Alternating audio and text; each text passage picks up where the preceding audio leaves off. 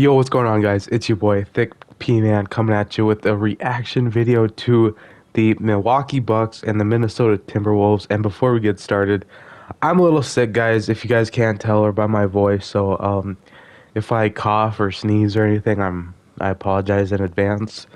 So, the Minnesota Timberwolves, I believe, won for the first time in Milwaukee since since Kevin Love. That's how bad it's been. That's how bad it's been. It was an insane game. They came out scoring 40 points in the first quarter. They were on fire, and they were up by 20 in the second, and then they kind of blew it. So I mean, classic Timberwolves, I guess you could say, but a win is a win. GG to Milwaukee fan Bucks. I mean, I actually got there's a lot of mutual respect between Bucks fans and Timberwolves fans. I don't know why. But I mean, I'm not complaining. Respect. I mean, who could not root for Giannis, you know? But I mean, the big trio, Cat, D'Lo, and Ant all showed up tonight, and this is what they needed to do. They needed to all come out together and finally they had to all get involved, because when they all played the Pelicans, D'Lo was horrendous, and I mean, Cat had a really quiet night. He only had 3 rebounds. He had 25 points and 5 assists.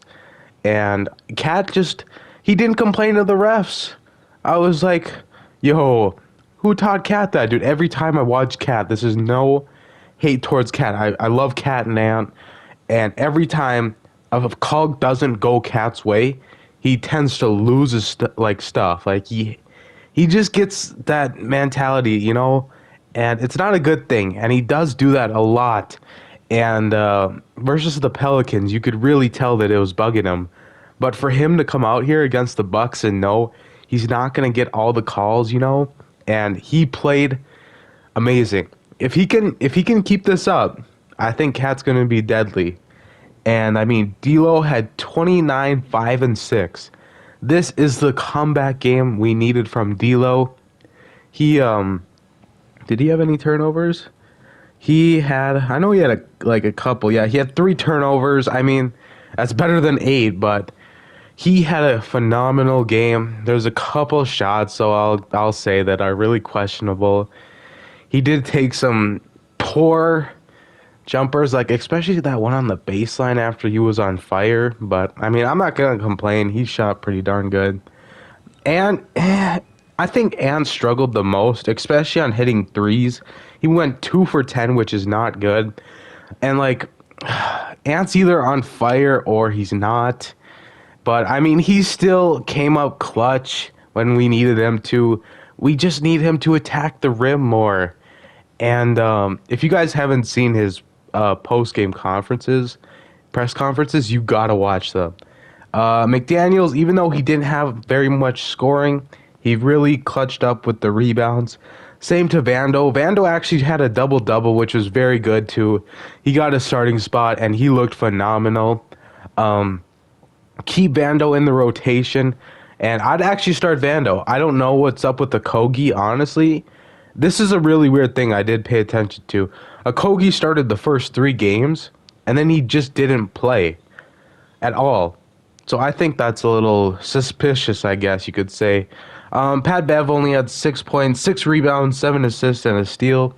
Didn't shoot the ball the best from 3, 2 for 6, but I mean, just him being in there and his defensive presence just was amazing. He made a couple. That one clutch steal really changed the momentum.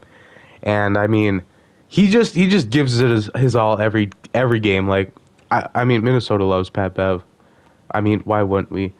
We had Malik Beasley only have 6-2-3, and we are still waiting for a Malik breakout game. We kind of need one soon. It would be nice, but I mean, he did make a couple shots. I'm not gonna complain. They were in some good moments too. Torian Prince only had 2 points, 1 rebound. Naz Reid had 7 points and 1 rebound, and J-Mac got in and didn't do anything. The bench didn't really do too much. I mean, yeah, they really didn't do too much. Milwaukee, though, on the other hand, of course, you look at the stats, and the big thing that pops out is Giannis. Giannis dropped 40 on us. I mean, just look at Giannis's size, though. It's insane. He's absolutely insane. Excuse me, guys. Middleton only had 16, 5, and 5. And that's all due to the McDaniels effect. Jaden McDaniels better be on an all-defensive team this year. And Minnesota better get some defensive respect that we deserve. I need to see some Timberwolves like McDaniels. I mean, Pat Bev. He's looking amazing. Pat Connaughton, I believe I'm saying his name right. He only had 6 points. He didn't shoot the ball at all well. George Hill, he only had, 9. Grayson Allen, that Hall of Fame menace to society. Gosh, dude, we do not like Grayson Allen. The man literally pushed over Vando, and he goes like, I didn't do it. Like, how was that a foul, ref? Like, I can't stand Grayson Allen. Jordan Nwora, he had a couple shots, but he didn't even shoot the ball well either. 37%. Bobby Portis, he didn't really play too much. I was kind of surprised. Rodney Hood had 7. I don't know this next name. And Robinson and Ante Tecumpo's brother. And that's about it. The main thing that shocked me, though, was Milwaukee could not hit the open 3. They had a lot of chances to put this game way closer than it should have been. They had so many chances. And the Wolves have been, I believe they were second to last coming in this game for rebounding.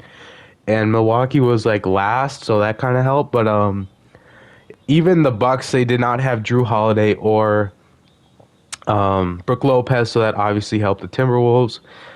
And I mean, just even the fact that the Timberwolves won this game just was really good because we choked one of the Pelicans. And like Ant said, we gave up one, so we had to get one back. And defensively, only 5 steals, but they did win 4 blocks. They had one more block than the Bucks, but they did have 17 turnovers. Now, there was a couple of moments where I was like, what are you guys doing? Like, Cat sometimes has to chill on some of these, like, shovel passes he does. And D'Lo had a couple, it's like, what are you doing, D'Lo? But there's this one defensive thing they would do to Cat. They would double Cat in the post, and he would constantly, like, yeah, he makes the right read sometimes, but he was tending to throw the ball away a lot off of that double team, so it kind of did get me worried, especially in that second half when they really did tighten it on Cat. But, I mean, we still won. I can't complain. Milwaukee, you guys had a good game. I can't even complain.